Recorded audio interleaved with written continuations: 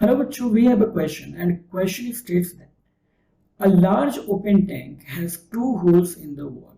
One is a square hole of side L at a depth y from the top, and the other is a circular hole of radius r at a depth 4y from the top. When the tank is completely filled with water, the quantities of water flowing out per second from both holes are the same. Then R is equal to, we have to find the radius of the circular hole. तो बच्चों question हमारे पास ये given है कि एक large open tank है जिसके अंदर दो होल्स हैं, ठीक है। एक जो होल है वो स्क्वायर होल है जिसका साइड एल है और वो टॉप से वाई डेप्थ पे है, जबकि दूसरा जो होल है वो सर्कुलर होल है और उसका रेडियस आर है और ये टॉप से 4y डेप्थ पे है। When the tank is completely filled with the water, जब टैंक को पूरी तरीके से वाटर से फिल कर दिया जाता है और दोनों से जो वाटर का फ्लोइंग रेट है वो सेम है, तो बताओ रेडियस कितना होगा सर्कुलर होल का। तो हमारे पास दो तरीके के होल्स दिए हुए, एक है सर्कुलर और दूसरा है स्क्वायर। सर्कुलर का जो रेडियस है वो दिया हुआ है इज इक्वल्स टू आर और इसकी जो डेप्थ है वो दी हुई है 4y। वाइल फॉर स्क्वायर यहाँ पे हमें स्क्वायर का लेंथ जो है वो l दिया हुआ है और इसकी डेप्थ फ्रॉम द टॉप है वो दी हुई है y। ये चीजें हमें गिवन है यहाँ पे। की कॉन्सेप्ट हम क्या यूज करेंगे यहाँ पे, तो की कॉन्सेप्ट जो होगा, क्योंकि यहाँ पे हमें ओरिफिस है, ठीक है, ओरिफाइस, और वहां से वाटर जो है वो गिर रहा है, तो यहाँ रेट ऑफ फ्लो की बात हो जा रही है। इट मीन्स हम यहाँ जो की कॉन्सेप्ट यूज करने वाले हैं वो होगा इक्वेशन ऑफ कंटिन्यूटी। की कॉन्सेप्ट जो हम यूज कर रहे हैं वो है equation of continuity.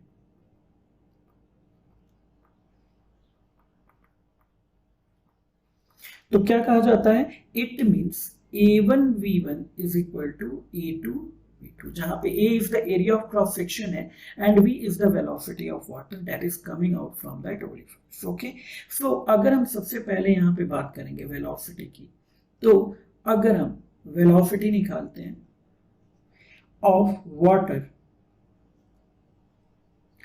From square,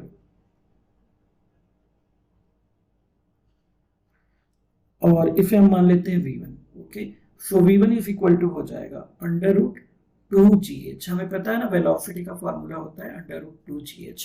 तो यहाँ पे डेप्थ कितनी है, यहाँ पे स्क्वायर के लिए y है, तो ये हो जाएगा अंडर रूट 2g, ये V1 हो गया। सिमिलरली हम velocity of water from circular अगर इसको निकालेंगे तो V2 इज इक्वल टू हो जाएगा same formula under root 2gh, but यहाँ पे जो डेप्थ है सर्कुलर का वो है 4y, तो ये हो जाएगा under root 2 into g into 4y। ये हमारे पास दोनों आ गए velocities. Area of cross section of square A1 अगर हम निकालेंगे स्क्वायर का, ओके, तो A1 इज इक्वल टू हो जाएगा L square, so it will be L square. While A2 अगर हम निकालेंगे ये सर्कुलर के लिए है, तो ये हो जाएगा पाई आर स्क्वायर, क्योंकि रेडियस जो है वो आर दी हुई है, तो ये हमारे पास आ गया। Okay, pi are square, small R लिया तो यहाँ स्मॉल आर कंसीडर कर लेंगे। अब हम इक्वेशन ऑफ कंटिन्यूटी लगा सकते हैं, तो from equation of continuity A1 V1 is equal to हो जाएगा A2 V2, so A1 we have L square into under root 2gh is equal to A2 हमारे पास है pi are square into V2, so V2 हमारे पास दिया हुआ है 2 into g into 4y। यहाँ h की जगह हम y लिख लेंगे क्योंकि हमने यहाँ पे y लिया हुआ है, कंसिडर किया हुआ।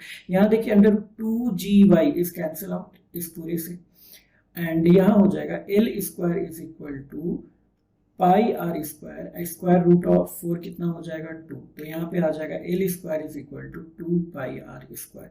हमें R निकालना था तो R square is equal to हो जाएगा L square divided by 2 pi. यहाँ से अगर R को कैलकुलेट करेंगे तो ये हो जाएगा L divided by under root 2 pi. So we have the required answer. R is equal to L divided by root 2 pi. So option number A is the correct.